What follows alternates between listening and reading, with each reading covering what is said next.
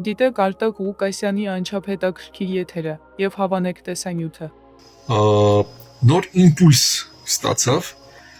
Հայաստանի և Ամերիկայի հարաբերությունների զարգացումը։ Ինչ ունենք մենք այսօր, ընկերներ։ Ինչ վերաբերում է Տրամպի ճանապարհին,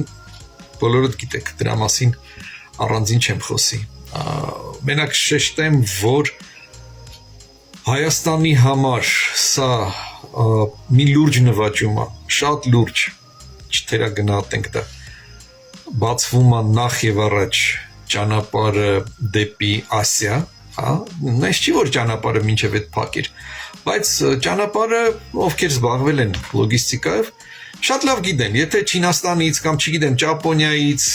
Թայլանդից, Վիետնամից, իսկ այդ երկրները այսօր շատ լուրջ արդյունաբերություն ունեն, եթե ուզում եք ինչ-որ մի բեռ, բեռ ասելով ի նկատի չունեմ պայուսակ, ի նկատի ունեմ կոնտեյներ, առաքեիք Հայաստան, պետք է այնտեղ բարձվեր նավի վրա, նավով գալիս էր, հասնում էր Պարսկաստանի հարավային մասը, Բանդար Աբբաս նավահանգիստը, Բանդար Աբբասից այդ կոնտեյները դնում էին բեռնատար մեքենայի վրա եւ ամբողջ Պարսկաստանը հարավից դեպի հյուսիս այսենց հատելով, իսկ Պարսկաստանը շատ մեծ երկիր է, շատերը չեն պատկերացնում ինքը ինչքան մեծ երկիր է, այս ամբողջ հսկայական երկիրը հարավից դեպի հյուսիս հատելով, այդ բեռնատար ավտոմեքենան այդ կոնտեյները բերում էր, հասցնում էր Ագարակ, անցնում էր Մաքսային անցակետը, եւ մեղրիով բարձանում էին Երևան, Հայաստանի մնացած շրջանները։ Այժմ մենք միանում ենք, այսպես ասած, այն ցամաքային ճանապարհին, որը կապում է Չինաստանը, Եվրոպայի հետ, Ռուսաստանի հետ, Կենտրոնական Ասիայի հետ, Այսինքն Կենտրոնական Ասիայից Կասպից ծովով, Ադրբեջանի տարածքով մենք ստացել ենք մի ճանապարհ, որը մեզ արդեն ցամաքային, եղանակով կապում է Չինաստանի հետ։ Ինչքանով է դա կարևոր, գիտեն միայն նրանք, ովքեր զբաղվում են մեծածախ առևտրով Չինաստանի հետ եւ լոգիստիկ հարցերով։ Շատ կարևոր է, շատ էական է, կրճատվելու է այդ ճանապարհը անցնելու ժամանակը, ընկերներ, եւ լուրջ կրճատվելու է։ Ինչա դա տալիս էլի, դե սենց ասեմ, եթե ձեռնարկատերը ներդնում է $10,000, օրինակ, պետք է ինչ-որ ապրանք առնի, վաճառի 15,000-ով, խոսքի։ Եվ դա տևում է, ասենք, թե 3 ամիս, այդ ամբողջ շրջապտույտը։ Մարդը 3 ամսվա մեջ աշխատում է $5,000։ Եթե այդ շրջապտույտը տևի 1 ամիս, ընկերներ, 1 ամիս, նա 3 ամսվա ընթացքում արդեն աշխատում է ոչ թե $5,000, այլ $15,000։ Այսինքն ինչքան դուք կրճատում եք ձեր կապիտալի շրջանառության տևողությունը, այդքանով ձեր շահույթի աճը բազմապատկվում է համապատասխանաբար եւ Հայաստանի տնտեսության համար, իսկ մենք գիտենք, որ Չինաստանից ներմուծվում են մեծականակ ապրանքներ Հայաստանի տնտեսության համար դա շատ էական հանգամանք է, շատ։ Սա լավ ճանապարհ է, ընկերներ, տեղի ունեցավ են ինչի մասին, չգիտեմ էլի մի 5 տարի առաջ անգամ դժվար էր երազել։ Աշխարհի խոշորագույն ընկերությունները, տեխնոլոգիական հսկաները, Apple, Nvidia, Google, մի խոսքով, եթե իրար գլխի հավաքվեն,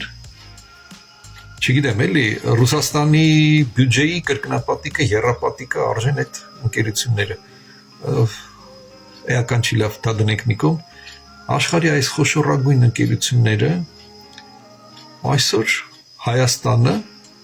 դիտարկում են որպես ներդրումային դաշտ իրանց համար։ Սա մի չտեսնված բան է, էլի, ես չգիտեմ, բառեր չեմ գտնում, որ իմ ոգևորությունը, իմ գոհունակությունը արտահայտեմ այդ հանգամանքի հետ կապված։ Էլի, չգիտեմ, աստղերը տես դասավորվեցին, ինչ եղավ, ոնց եղավ, բայց գիտեմ մի բան, որ շատ մեծ լումա ունի, ահավոր մեծ լումա ունի այդ ամենի մեջ։ Բարձր տեխնոլոգիական արդյունաբերության նախարարը Մխիթար Հայրապետյանը, որի աշխատանքի մասին ես մի քանի անգամ արդեն իմ գոհունակությունը հայտնել եմ եւ եւս նորից ու նորից հայտնում եմ այդ գոհունակությունը։ Մարդը աշխատում է, մարդը իր տեղում է։ Նման աշխատող նախարար կառավարությունում դժվար է գտնել, այն նման արդյունավետությամբ աշխատող, հա։ Եվ իհարկե դա նաև վարչապետի այդ հատվածում ճիշտ կադրային քաղաքականության արդյունքն է։ Շատ եմ քննադատել ժամանակին վարչապետի կադրային քաղաքականությունը, դրա որոշ յուրահատկությունները, հասկանալով իհարկե, որ այդ խնդիրը նես չի, որ իրանից է առաջացել, նես չի, որ իրանով է վերջանալու, նեպոտիզմը մեր ազգի արյան մեջ է, այնուամենայնիվ այս հատվածում, ինչ ասեմ, գերագույն ճիշտ ընտրություններ կատարվել վարչապետի կողմից։ Ամերիկայի հետ փոխհարաբերությունները, ընկերներ, տեսեք, մի քանի միլիարդ դոլարի արդեն ներդրումներ են դիտարկվում, որ ամերիկյան ընկերությունները պետք է կատարեն Հայաստանում։ Այսինքն դրանից հետո արդեն գործում է ներդրումների պաշտպանության ամերիկյան ծրագիրը, որը որ նախատեսում է, որ եթե Ամերիկան ինչ-որ մի տեղ կատարել է ինչ-որ մի ներդրում, եւ այդ ներդրմանը ինչ-որ մի բան սպառնում է, ամերիկացիք լիարժեք իրանց իրավունք են վերապահում, իրանց ներդրումները պաշտպանել ցանկացած եղանակով։ Ցանկացած եղանակը, որ դուք պատկերացնեք, ովքեր որ տեղյակ են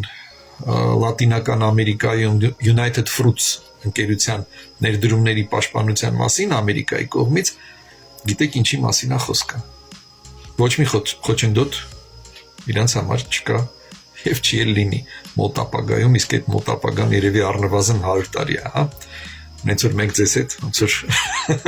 ապահով կապրենք այդ ժամանակը։ Так, հարցի մյուս մասը. Ваш прогноз на 2026 для Армении, конец войны России с Украиной. Ես ակնկալում եմ Հայաստանի համար 26 թվին լուրջ տնտեսական աճ եւ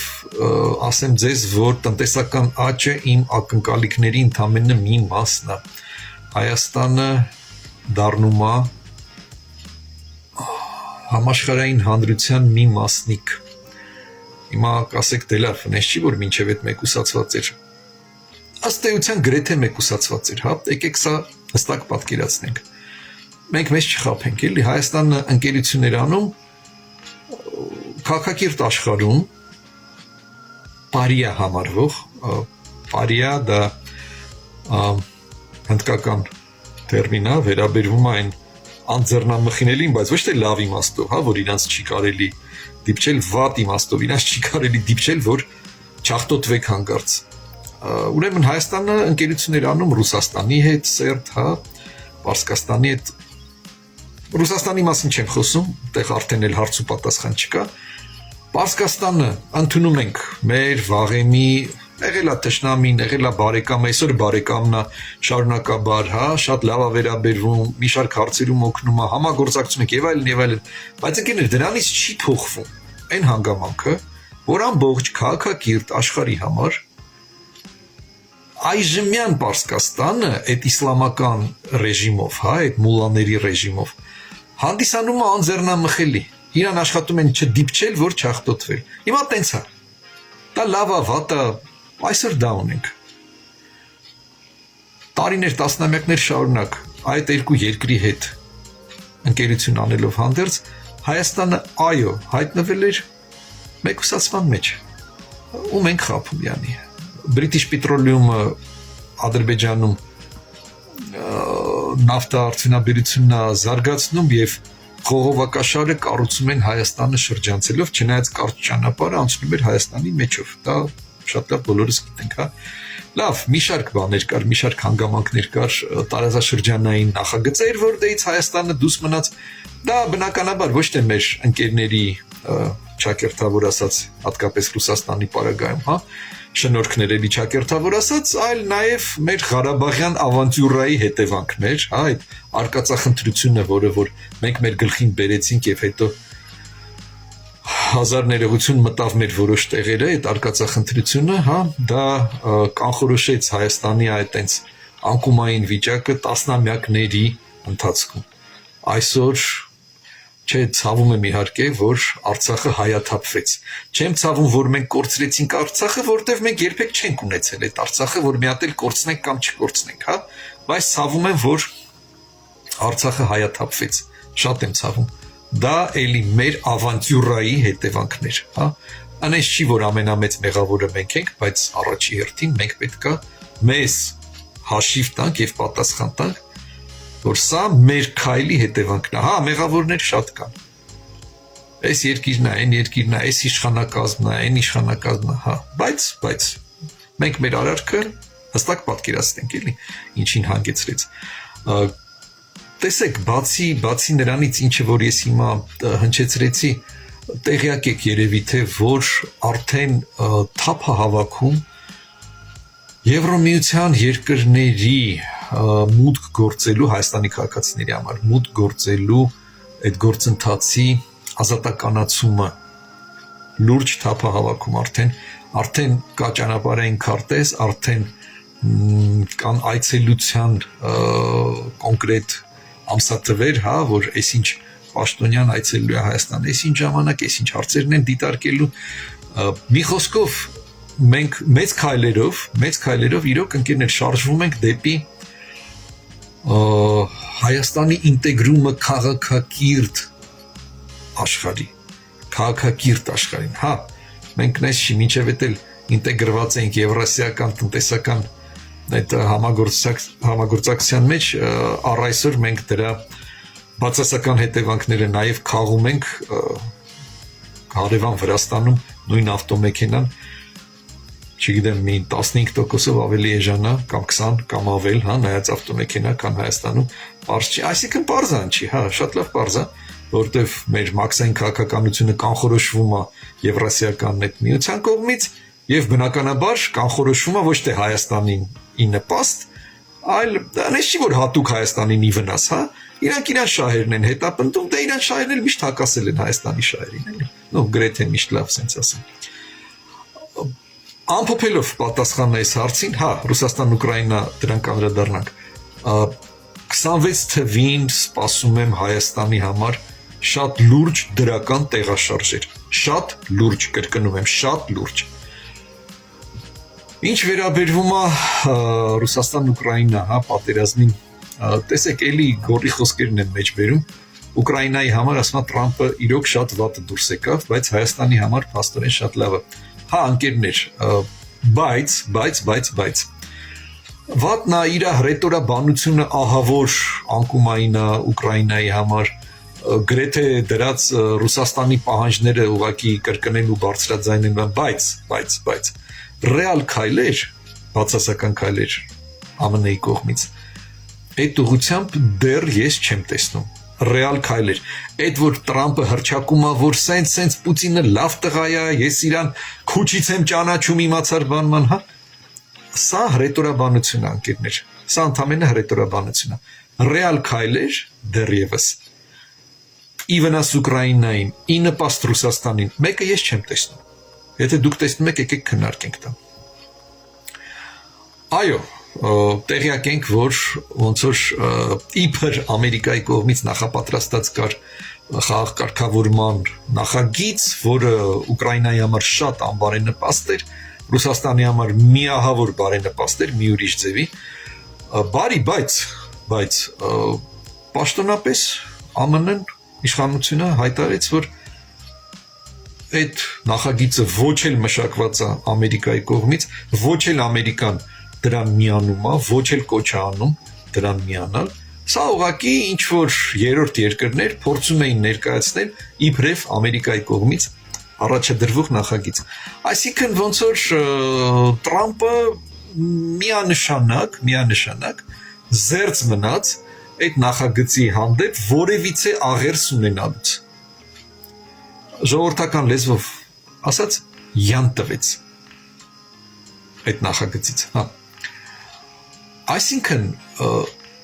արդյունքում ինչ ենք տեսնում, էլի, հա, հրետորաբանությունը ահավոր է Տրամպի, դե նա իրան դերասանի նման է պահում, բայց ռեալ քայլերը, ոնց որ ասում են, փայտին խփենք աչքով չտանք, ոնց որ թե հələ տենց ահավոր վատ քայլեր չերևաց, հա, մեկ աչք քաշում, մեկ ձախ, մեկ հետ, մեկ առաջ, բայց հələ որ ոնց որ իրանց քաղաքականությունը, արտաքին քաղաքականությունը հələ որ ոնց որ թե հավասարակշռված է։ Ինչ արդյունք եմ ակնկալում, ընկերներ, խաղաղ պայմանագիրը, եթե նա կնքվի առանց Ուկրաինայի տարածքային ամբողջականությունը վերականգնելու դրույթի, այդ խաղաղ պայմանագիրը կնշանակի այսօր գոյություն ունեցող աշխարհակարգի վերջը եւ ուժի իրավունքի հռչակման սկիզբը։ Մենք փոքր երկիր ենք, այնպես չի որ մի ահավոր ուժեղ ենք, հա, եւ իհարկե մեզ համար ծայրահեղ անբարենպաստ լինելու ուժի իրավունքի հռչակումը, ծայրահեղ անբարենպաստ։ Ոստի եւ Ուկրաինայի պարտությունը ցանկացած ձևաչափով կլինի դա ռազմական պարտության ձևաչափով, թե անբարենպաստ խաղաղության պայմանագիր կնքելու ձևաչափով, մեզ համար ահավոր անբարենպաստ է, ահավոր։ Դրանից ուզում ասեմ պետքա խուսափենք մի կողմից էլ լավ, այնպես չի որ մենք այդ խաղի մեջ կանք, էլի, այնպես չի որ մենք այդ պատերազմի մեջ ինչ որ ձև մասնակցում ենք, դե ոնց խուսափենք, ասենք, հա, դիվանագիտական էլի ասենք, այնց կշիռ չունի Հայաստանը, ոնց որ խոսքի ԱՄՆ-ն, որ ասի, չէ, մի րոպե սա պետք է սենց լինի ու վերջ, չգիտեմ, հա,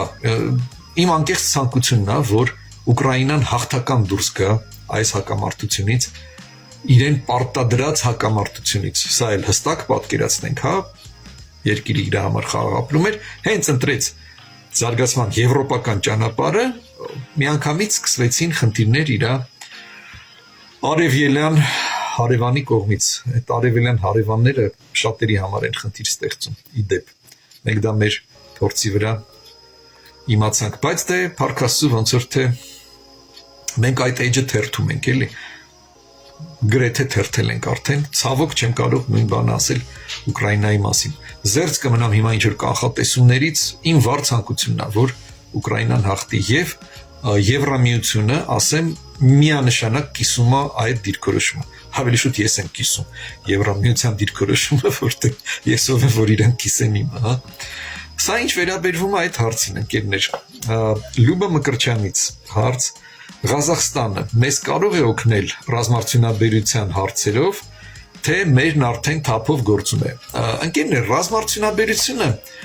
ինքը բազմագործունային բազմակողմանի ոլորտ է։ Ես մի քիչ զուսպ կարտահայտվեմ, ինչն է մեզ մոտ ուժեղ է ինժեներիան Հայաստանում։ Ինչն է մեզ մոտ թույլ է զանգվածային արտադրությունը։ Այսինքն, հասկանալի է, որ այսօր տեխնոլոգիական պատերազմի դարն է, հերը բոլորիցս, բայց հանկարծ Աստված մի արասցե տեղավ այդ պատերազմը, պետքա պատրաստ լինենք, որ պատերազմը չլինի, հա, հենց։ Ոնց են ասում լատինացիք, civis pacem para bellum։ Խաղաղություն ես ուզում, պատրաստվիր պատերազմին։ Հիմա Հայաստանը շարժվում է այդ ուղիով։ Հայաստանը միանշանակ ուզում է խաղաղություն, միանշանակ։ Վերջապես մենք այդ ավանտյուրայից ձերբազատվեցինք, այդ ռազմատենչ հայտարարություններից զերծ ենք մնում արդեն, հա, խաղաղություն։ Բոլորիս համար դա ձեռնտու է լինելու եւ բարենպաստ։ Բայց Հայաստանը շարունակում է զինվել եւ շատ ճիշտ է անում, ըստ իս, շարունակում է զինվել եւ ձեռք բերելով արտասահմանից սպառազինությունը եւ զարգացնելով տեղական ռազմարտունաբերությունը։ Տեղական ռազմարտունաբերությունը, ընկերներ, մեծամասամբ դա բարձր տեխնոլոգիական ռազմարտունաբերությունն է։ Բայց ինչ վերաբերում է զանգվածային ռազմարտունաբերական արտադրությանը, օրինակ, չգիտեմ, փամփուշտների, հրետանային արկերի, ականների, մի խոսքով այդ զանգվածային սպառազինության արտադրությանը Հայաստանը ոչ այդ արտադրական ռեսուրսը ունի այսօր ցավոք ժամանակին ուներ, սովետի ժամանակ կար եւ եթե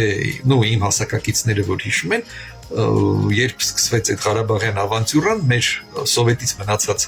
արդյունաբերական ռեսուրսը շատ լուրջ ռազմարդյունաբերության մեջ օգտագործվում էր, հա։ Իմ սերնդակիցները դա կհիշեն։ Բայց այսօր ցավոք մեծարգո Լևոն Տեր-Պետրոսյանի իշխանության ժամանակ մենք հերը անիծեցինք մեր արդյունաբերության 362 խոշոր արդյունաբերական ձեռնարկությունից մնաց փոշի շուրջ 700 թեթև արդյունաբերական ձեռնարկությունից մնաց փոշի շուրջ 500 տեղական արդյունաբերության ձեռնարկությունից մնաց փոշի դե տեղական արդյունաբերությունը էլի իմ սերնդակիցները կհիշեն էլի թե դա ինչ էր այսինքն 1300 ձեռնարկությունից ավել տենց կտրտեցին վաճառեցին Պարսկաստան հաստոցները եւ այլն պետք չի ասել որ գիտեք ինչ կա դա սովետական էր դրա պահանջարկը չկար աշխարհում ինչից եք տեղյակ ընկերներ տենց հաստատ տեղյակ եք որ դրա պահանջարկը չկար բա ոնց էր որ Կարեն Սերոպիչի վախտով հայ հաստոցը Չինաստանից հետաքրքիր պատվեր ստացավ այդ ոնց էր որ Ալիկ Արզումանյանը հայ հաստոցի գլխավոր տնօրենը էլեկտրոէրոզիոն հաստոցներ արտադրում որը լավ էլ պահանջված էր արտասահմանում այնպես չի էլի մեր ազգը աշխատող ազգա, հնարամիտ ազգա եւ մենք կարողանում ենք անգամ ծանր իրավիճակում ինչ որ մի բան ձեռնարկել, ովքեր անցել են 90-ականները եւ ողջ են մնացել, հա, շատ լավ գիտեն դա։ Մարդիկ աշխատում էին, մարդիկ արդյունաբերությունը փորձում էին անցկացնել այն ռելսերի վրա, որը որ համաշխարհային տնտեսության մեջ կինտեգրվի հեշտությամբ։ Բայց մեծարգո տիար Լևոն Տեր-Պետրոսյանի իշխանակարգը դեմ էր թե մեր արդյունաբերություն ունենալուն շատ լավ հիշում եք այդ հայտարարությունները, հա, թե գիտություն Հայաստանում ունենալուն, թե կրթություն նորմալ ունենալուն, չեք հիշում այդ հայտարարությունները, որ գյուղերում Հայաստանի առհասարակ պետքա 4 դասարան լինի, դրանից ոչ ավել, չեք հիշում Հայաստանում գիտություն ախր ինչին է պետք, հա, եւ այլն, ոմն կար այնտեղ Հրանտ Բագրատյան, որը ցավոք հասավ մինչև վարչապետի պաշտոնի իր լումաններ դրեց։ Չնայած Լևոն Տեր-Պետրոսյանի վաղտ ցանկացած պետական այր իր լուման ներդրեց Հայաստանը քանդելու մեջ։ Դա հետո շարունակվեց իհարկե էլի ժառանգաբար։ Հիմա անդրադառնում եմ հարցին։ Ուրեմն Ղազախստանում հակառակը այնտեղ նախ ուժեղա զանգվածային արտադրությունը, նույն ռազմարդյունաբերությունը։ Եվ Ղազախստանում կա շատ մի հետաքրքիր ոլորտ, որտեղ շատ հնարավոր է մենք ունենանք համագործակցության եզրեր։ Մինչև հիմա ասենք Իսպանիայի հետ ենք արել դա, բայց հիմա վաղը մյուսօր կարող է դա արվի Ղազախստանի հետ, ինչու՞ չէ, ընկերներ, ինչու՞ չէ։ Չեք մոռացել, որ Ղազախստանում գոյություն ունի հրթիռային հրապարակ, հա, որտեղից սովետի ժամանակ հրթիռներ էին ուղարկվում, տիեզերք։ Մի խոսքով, շատ հնարավոր է, որ Անես չի որ վաղը, հա, դա կսկսվի, բայց այսօր մենք արդեն սկսել ենք Ղազախստանի հետ համագործակցությունը։ Կլինի դա ցորենը, Աստված սիրելիս թող լինի դա ցորենը։ Վաղը կլինի ուրիշ բան, էլ ավելի պայծառ, կարևոր ընկերներ դուռը բացվեց։ Հիմա այդ դռնից ինչ կգա, ինչ կգնա, հա, ընթացքում կկարգավորվի։ Կարևորը այդ դուռը բացվեց, եւ ես շատ հույսով եմ, որ 26 թվին էլ այդ դուռը բաց կմնա, ոչ մի տականք չի գա իշխանությանը, հա։ Մենք կունենանք այս ստաբիլ վիճակը։ Զարա Ռևազյանն մեր հարգելի ընկերը հարց է тալիս русերենա գրած Արտակ ջան, мой вопрос о трубах. Почему так часто отключают воду, газ и свет в Ереване? За 15 дней, что я гостила в Ереване, несколько раз пришлось с этим фактом столкнуться. Один раз даже в парикмахерской. В чем причина? Саботаж, устаревшие трубы меняют, строительство или? И что ты думаешь о вырубке деревьев? Զարա ջան, ընկերներ ջան, հարազատներ ջան, ովքեր որ ջրմուղի տնտեսության հետ ինչ որ աղերս են ունեցել էլի սովետի վաղտ կամ 90-ականներին շատ լավ գիտեն, որ Հայաստանի անկախության, հռչակման, պահի դրությամբ Հայաստանի չներողություն, Երևանի ջրամատակարարման ցանցը արդեն իսկ 40%-ով մաշված էր, արդեն իսկ այն պահի դրությամբ 90-ականներին ինչա տեղի ունեցել, էլ չեմ էլ մեկնաբանում, հա, երևի այդ 40, չգիտեմ, թվեր չունեմ, որտեվ ոչ մեկի վեճը չէր արդեն, ոչ ոք այդ թվերը չէր հավաքագրում, ոչ մի ստուգումներ արդեն չէին անցկացվում, դե 90-ականներն է, հիշում եք, ով ոնց գիտի ապրում էր, հա։ Ենթադրում եմ, որ այդ 40-ը դարավ 80 առնվազն։ Դրանից հետո օպերատոր փոխվեց, այս կոմենկոմ հիմա այսօր ֆրանսիացիք են, ես գոհ չեմ իրանց աշխատանքից այսօր, ասեմ անկեղծ։ Ես բնակվում եմ հիմա Մասիվում, առաջի զանգվածում նոր-նորքի և գիշերները կախված սեզոնից, ամռանը դա գիշերվա 12-ն է, ձմռանը մի քիչ ավելի շատ 1:30, տենց հա մոտավորապես վաղտը գիտի, ջուրը անջատում են և տալիս են մեկ էլ ամառը առավոտյան 7-ին, ձմեռը առավոտյան 6-ին, բայց գիշերը ջուր չկա։ Լավ այնց չի, որ գիշերը ասենք ջրի սպառումը ես իմ ինչ պիկ է էլի ապրում, դե ես ասենք հա, ոնց որ ասում են առանձին վերցրած ընտանիքի շրջանակներում այդ հարցը լուծել եմ բակ տեղադրելով ջրի համար, ցերեկը այդ բակը բնականաբար լցվում է եւ գիշերը ծախսվում է այդ ջուրը, բայց ինչի պետքա լինի այսպես չպետքա լինի։ Ես գիտեմ մի բան, որ ջրմուղը այսօր այդ իրանց գործողությունները բացատրում է էլեկտրական էներգիան խնայելու գործոնով։ Հիմա տեսեք, հա, հասկացանք, լավ, գիշերը սպառողները քիչ են, բայց պոմպակայանը պետք է աշխատի լրիվ իր հզորությամբ, եթե ասենք մի հատ պոմպա դրած, բայց դրանք կան լուծումներ, եւ այդ լուծումները 100 չէ, 1000 տարուց ավել է, ինչ 1000։ Մի քանի 1000 տարուց ավել է, որ հայտնի են։ Տես դեպքում կառուցվում են ջրային աշտարակ է կոչվում, ռուսերեն водонапорная башня, հա։ Ջրի որոշակի պաշար ցերեկվա ընթացքում պոմպակայանի միջոցով բարձրացվում է այդ աշտարակի վերևում գտնվող անոթի մեջ, անոթ ասելով դա մեծ բասեին է իհարկե, հա։ Գիշերվա ընթացքում դա ծախսվում է եւ ինքը այդ նապորը ապահովում է։ Եթե կան խնդիրներ էլեկտրական հոսանքը խնայելու հետ կապված, խնդրեմ, կառուցեք տենց ջրային աշտարակ, հա, հարցինը տենց լուծում տվեք։ Չեմ կարող ավելի հիմնավորված մեկնաբանել այս հարցը, որտեվ իրանց ներդրումային ծրագրերին ծանոթ չեմ։ Ինձ ոչ մեկս էլի ծանոթ չի։ Չեմ կարող ասել էլի ինչ են իրանք նախատեսել։ Բայց ջրանջատումների պահով նաև վթարային գործոնն է շատ մեծ դեր խաղում իհարկե։ Այդ վթարները ցերեկը ջրանջատումների են հանգեցնում,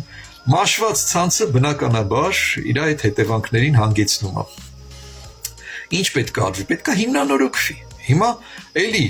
քանի որ տեղյակ չեմ իրանց ներդրումային ծրագրերից, չեմ կարող ասել, էլի ֆրանսիացիք պատրաստվում են այդ հիմնանորոգումը անել, թե չեն պատրաստվում, չգիտեմ, բայց սա հարց է, սա կարևոր հարց է շատ, սրան պետք է ընթացք տրվի եւ երևի թե փորձենք այս հարցը հասցնել քաղաքապետարանին, որ մի հատ իրանք ուշադրություն դարձնեն գոնե վեոլաջուրի ինֆորմացիա տարածի, հա, տեղեկատվություն տարածի, թե երբ են իրանք պատրաստվում այդ հարցը լուծել եւ պատրաստվում են արդյոք թե ոչ։ Եվ եթե ոչ, ուրեմն լծակներ գործադրենք, որ իրանք պատրաստվեն այդ հարցը լուծել։ Հոսանքի անջատումները էլի չունենալով հստակ տեղեկատվություն, ոնց որ ասած այդ ամեն մի կայանում, որ վթարա տեղի ունենում, դե բնականաբար կողքը կանգնած չեմ լինում, բայց քանի որ ունեմ ընկերներ, որոնք այդ համակարգում են աշխատում, գիտեմ, որ իրոք լինում են վթարներ եւ այդ վթարները շատ են լինում, ստեղ պատճառներից մեկը եւ գրեթե հիմնականը այն է, որ նախագծվել է այդ ամենը X քանակությամբ քաղաքի համար։ Հիմա այդ X-ը դարել է 1.5x։ Հա, նոր հզորություններ գործածվում են իհարկե, բայց չի հերիքում այդ հզորությունը, որտեղ նոր շենքերը կառուցվում են շատ ավելի արագ, քան էլեկտրոցանցը նոր հզորությունները մուտքագրում։ Ուստի հուսով եմ, որ Հայաստանի էլեկտրական ցանցերի ինստիտուցիոնալ փոփոխությունները կհանգեցնեն արդյունքում, կհանգեցնեն նրան, որ այդ հարցերը կսկսեն լուծվել, գոնե կսկսեն լուծվել, երբ կհասնենք վերջնական դրական արդյունքի, չգիտեմ, բայց ակնկալում եմ, որ 26 թվին էլի դրական տեղաշարժ կունենանք այդ հարցում։ Так, հաջորդ հարցը մեր հարգելի Արամ Պիվազյանի հարցն է։ Արամ ջան, ողջունում եմ քեզ։ Արամի հետ մենք նույն դպրոցն ենք ավարտել, ճիշտ է տարբեր ժամանակներ եւ Արամի երջանկահիշատակ հայրը դասավանդել է մեզ ֆիզիկան, ովքեր որ Ձիրջինսկի դպրոցն են ավարտել կամ թեկուզ մի քանի տարի սովորել են այնտեղ, իհարկե կհիշեն Թորգոմ Արզումանովիչին, Պիվազյան Թորգոմ Արզումանովիչին, որը էկզոտիկ ոճով էր իր դասերը անցկացնում, բայց ապահովում էր մի նենց արդյունք, որ առանց կրկնուսույցի այցելելու մեր դպրոցի շրջանավարտները ընդունվում էին բուհեր, որտեղ հանձնում էին այդ ֆիզիկայի քննությունը։ Արամ ջան, լավ, ուրեմն հարցը հետաքրքիրն է, ներողություն հետևյալն է, հետաքրքիր է Վենեդիկտովի շրջագայության մասին քո կարծիքը Արտակ ջան։ Արամ ջան, ես սկզբից Վենեդիկտովի մասին իմ կարծիքը ասեմ, հետո անցնեմ շրջագայությանը։ Դե մենք ունենք խոսքի, ինչ ասեմ, լավ, հիմիկվա վախտով ճիշտ չի դա այդ համեմատությունը անցկացնել, նախորդ իշխանակարգի ժամանակ մենք ունեինք Սաթիկ Սեյրանյան։ Եվ ոնց է մարդը հարմարվում ցանկացած իշխանակարգին, այս իշխանակարգին չէ, որտեվ այս իշխանակարգը իրանց ուզածը չի, էլի, իր հետ հարմարվելը դժվար է մի քիչ, ոնց ասեմ, էլի Հայաստանը առուծախի ռեյսերից ոնց որ դուրս է գալիս, իսկ այդ առուծախի գաղափարը սրտի խորքում պահող լրագրողների համար անընդունելի է, հա։ Հիմա դեռ Ռուսաստանում էլ կա իրանց Սաթիկ Սեյրանյանը։ Ինքը կոչվում է Վենեդիկտով, այնտեղ։ Ինչ է իրանից ներկայացնում, ես վերջերս իրան հա իմիջայլոց արտասահմանյան գործակալի կոչում շնորհեցին, կարելի ասել, Բորեպակովը շատ դիպուկ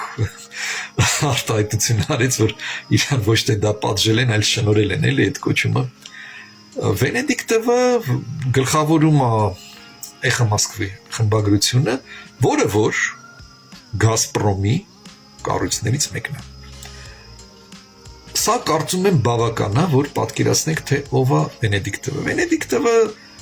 այսօրվա Կրեմլի իշխանակարգը սպասարկող եւ շատ ջանասիրաբար սպասարկող լրագրողն է։ Այն որ ինքը եկել է Հայաստան, դե բնականաբար դա պատահականություն չի, ոչ էլ համընկում է։ Իմ խորին համոզմունքը, ընկերներ, նա կատարում է Կրեմլի հրահանգը։ Մեր հանդեպ մի քիչ բաներ Կրեմլի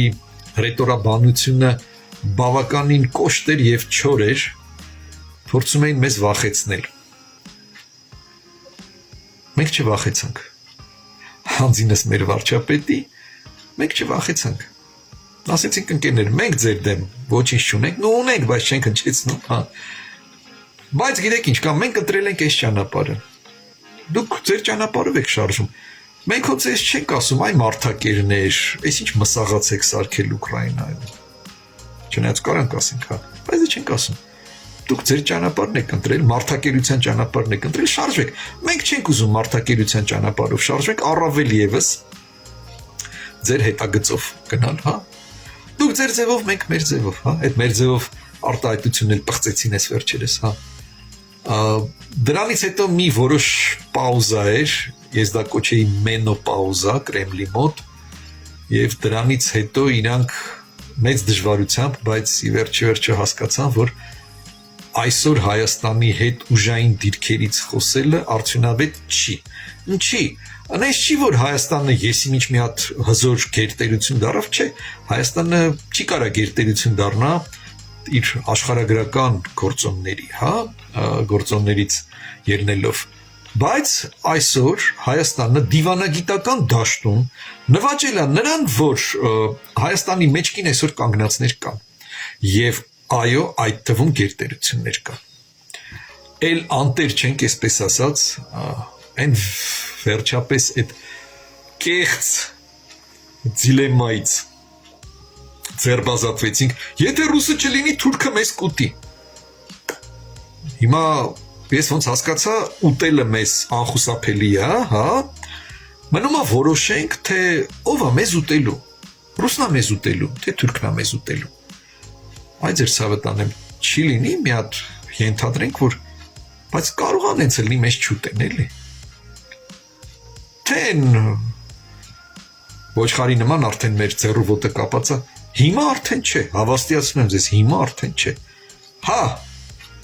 Ռոբերտ Սաիդովիչի ժամանակ մեր ձեռու ոտը կապած էր այն ոչխարի նման, հայ-հայը արդեն մատաղ էին անելու Հայաստանի ինքնիշխանությունը։ Պլստացինք մի կերպ, փաստորեն։ Հիմա ի վերջի վերջով մենք ենք մեր արտաքին քաղաքականությունը որոշում, ներքինի մասին էլ չեմ խոսում, եւ ինչքան էլ Արամ ջան Վենեդիկտովը չշրջակայի, թե Հայաստանը կլինի, թե օրինակ Մոլդովան կլինի, հա, վերջապես մարդիկ հասկացան էլի ինչը, ախր մենք սովետի ժամանակ տեսեք ապրում էինք սենց փակ մի հատ հասարակության մեջ, պատկերացում չունենք, հետո գալիս էին, ասենք, արտասահմանից մեր մոտիկները պատմում էին, ասում էին, բայց գիտեք, սենց, զարմանում ենք, ասում ենք, լավ, երևի սա բացառություն է, երևի այս մեր մոտիկները, չգիտեմ, բիզնեսով են զբաղվում, այնտեղ համեմատաբար բարձր կյանքի մակարդակը ապահովված իրենց համար, բայց այ աշխատավոր ժողովուրդը բանան, հա, վերջի իմացանք, որ ընդեի աշխատավոր ժողովուրդը, որը աղբ է հավաքում փողոցներում, շատ ավելի լավ է ապրում, քան ստեղի ակադեմիկոսը։ Լավ, մի քիչ շատ ասեցի, քան ստեղի գիտությունների թեկնածուն։ Այդ հստակ հավաստիացնում։ Հա։ Հիմա այս դռները, որ բացվել է, համացանց գոյություն ունի, բան դե իրա պլյուսերով եւ մինուսներով, մարդիկ արդեն հասկացել են, որ չէ էլի, արյունախումների հետ չի կարելի ճանապարհ ընկնել։ Ու շուտ հայտնվելու ես իր հետ, մենակ անապատում, եւ ինքը քեզ մորթելու է եւ ուտի այդ արյունախումը, որտեղ մարդակեր է։ Գոյություն ունի քաղաքակիրթ աշխարհ։ Գոյություն ունի Հայաստանը, որը ախր ընկերներ հիշենք էլի մեր անցյալը 2000 տարի առաջ մենք արևմտյան քաղաքակրթության մի մասն էինք եւ լուրջ մասն էինք, շատ լուրջ մասն էինք։ Վերադառնանք մեր ակունքներին էլի, ինչ կլինի։ Այդ մարդակերներից մի քիչ հեռու մնանք։ Արամ ջան, հարցիդ պատասխանելով, իմ կարծիքով Վենեդիկտովի այդ շրջագայությունը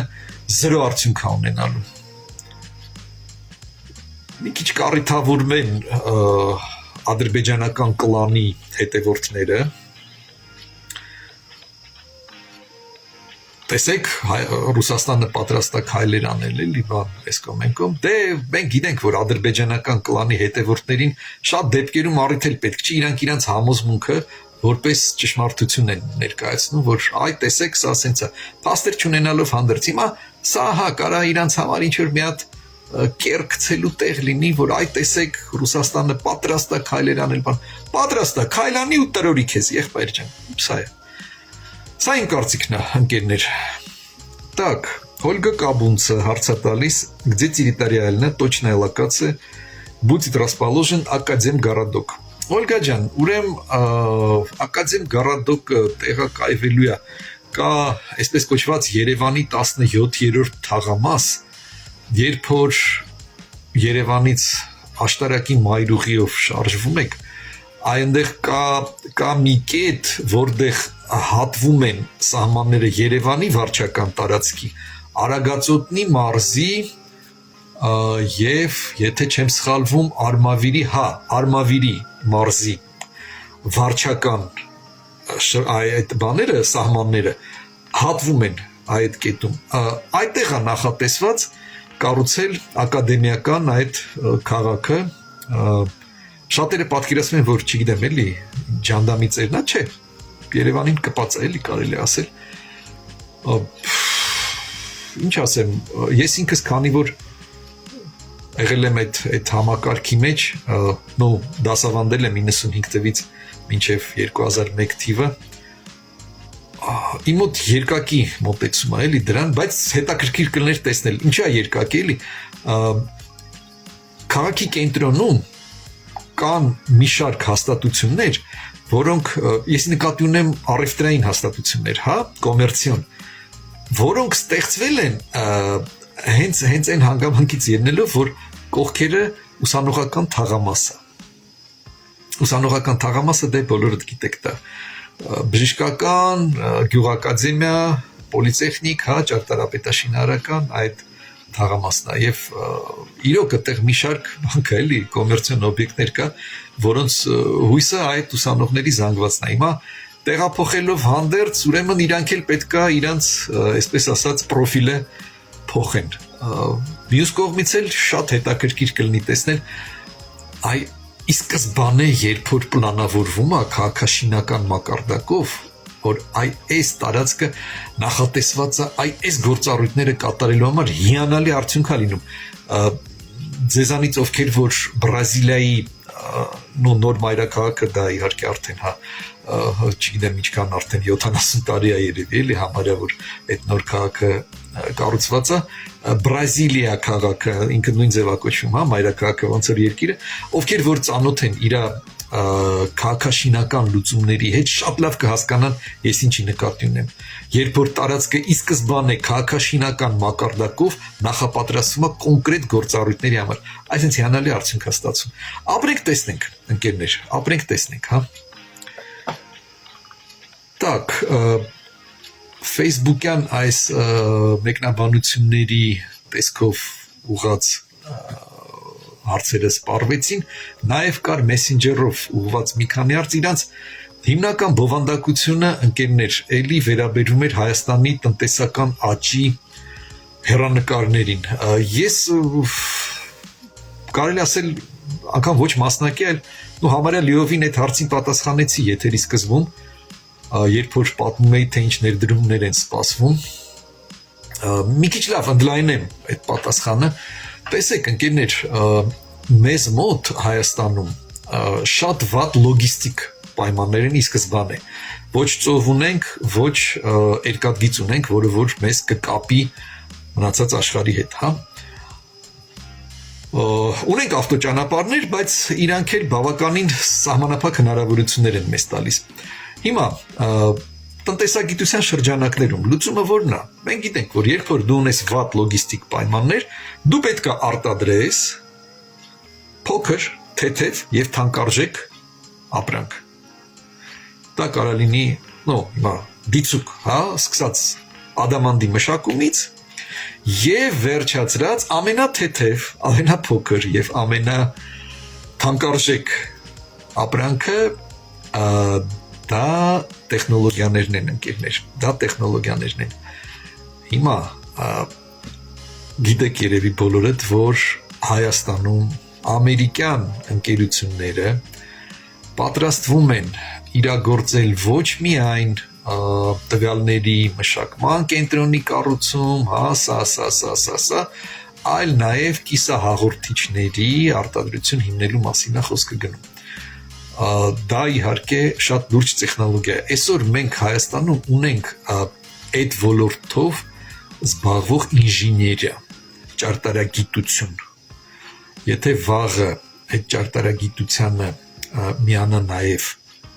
ինչ ծավալի ուզում լինի արտադրություն, անգլիացիք լավ խոսք ունեն, ասում են it's too good to be true։ Դա շատ չափազանց լավ է, որ լինի ճշմարտություն, բայց արի ու տես, որ Nvidia-ի նման ընկերությունն է հայտարարություն անում, Apple-ի նման ընկերությունն է հայտարարություն անում, ընկերներ, Dell-ի նման ընկերությունն է հայտարարություն անում։ Երևի այս անունները բոլորդ լսել եք, գիտեք, որ սա աշխարհի այն խոշորագույն այն տեխնոլոգիական գիգանտներն են, էլի, գիգանտները։ Շատ հեռու եմ այն մտքից, որ Dell-ը, Apple-ը եւ Nvidia-ն պայմանավորվել են ծաղրել, էլի, Հայաստանին եւ այսինքն կեղծ տեղեկատվություն են տարածում։ Այո, փաստորեն Հայաստանը դառնում է մեր տարածաշրջանի տեխնոլոգիական կենտրոն։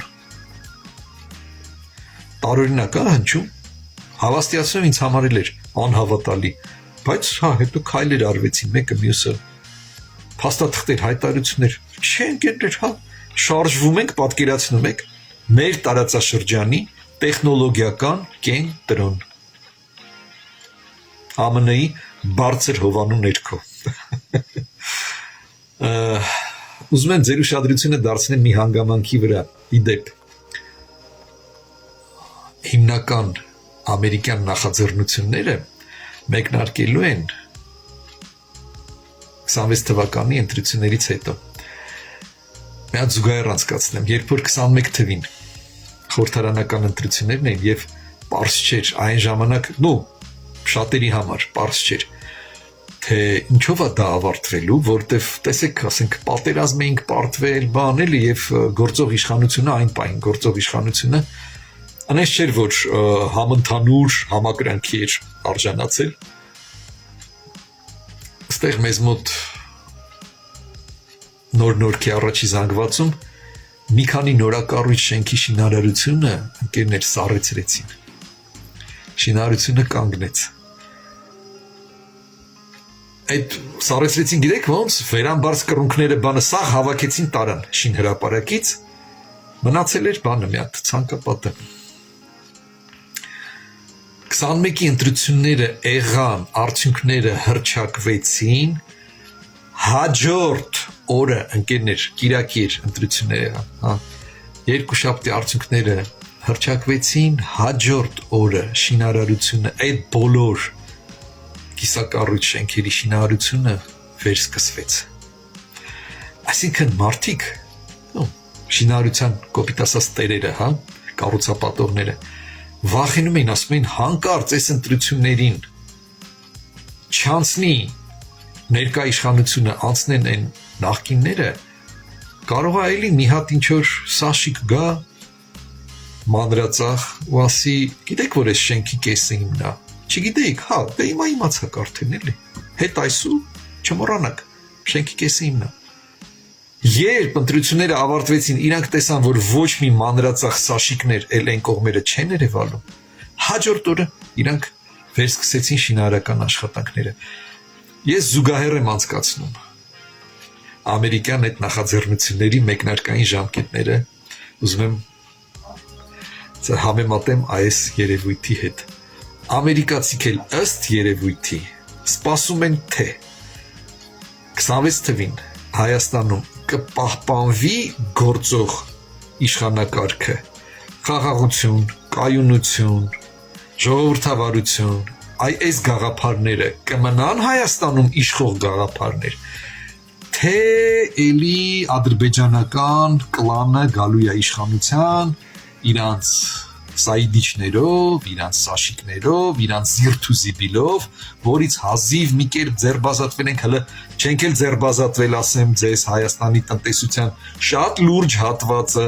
Սաիդովիչի սեփականությունն է եւ սա ոնց որ մեր իշխանություններին հորդոր մի քիչ ավելի աշխուժ լինել այդ հարցում։ Գիտեմ, որ արդեն արվում է շատ բան, հակակոռուպցիոն դատարան, լիքը բաներ արվում է, եսի միլիարդների այնտեղ հայցապահանջներ կա եւ այլն, բայց հիշեք իշխանություն ջան, ժողովուրդը տենչում է հանցագործին տեսնի բերդում։